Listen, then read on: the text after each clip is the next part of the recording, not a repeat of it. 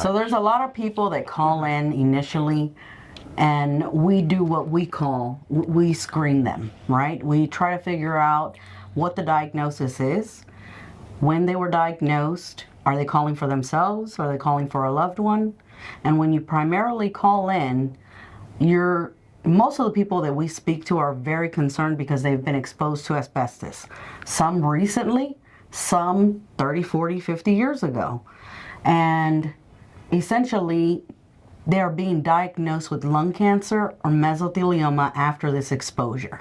A lot of people who are a lot of people who are exposed now in the present, they don't necessarily meet our criteria because the cancer can take so long to even show any kind of symptoms. Yeah, but we want to make sure that they have mesothelioma by asking if they've had a biopsy performed, and the biopsy tells the story.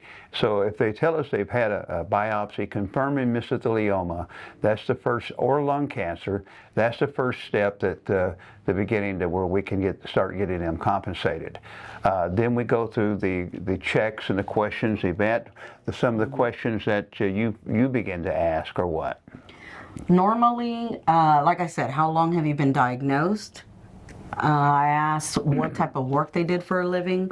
If it's a younger person, because nowadays we have a lot of young people being diagnosed with mesothelioma because of the baby powder, right? Or because of the different powders that they used. Right. So we ask about sometimes we ask women about their makeup usage, what type of makeup they were using. We ask them about any kind of secondhand exposure. If it's mesothelioma, women, children, you can get secondhand exposure from your parent coming home with it on their clothes.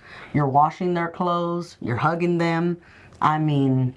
There's just so many ways that people get exposed. True. And what we do is we ask every question that we could possibly think of to examine where we would find that asbestos exposure in their timeline, right? Yes, and a lot of my calls that I receive, Yvette, they want to know why use Danziger and Llano. What do we have that a lot of law firms don't have? Well, first of all, we've been doing this almost 30 years.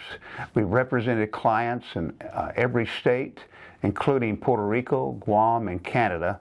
And we recovered over $2 billion for our clients and their families over the past 20 plus years.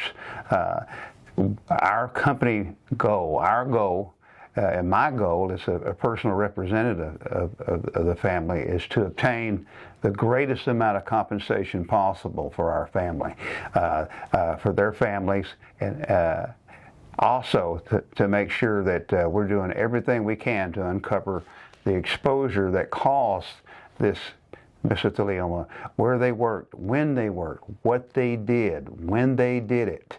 That's very crucial to obtaining more compensation.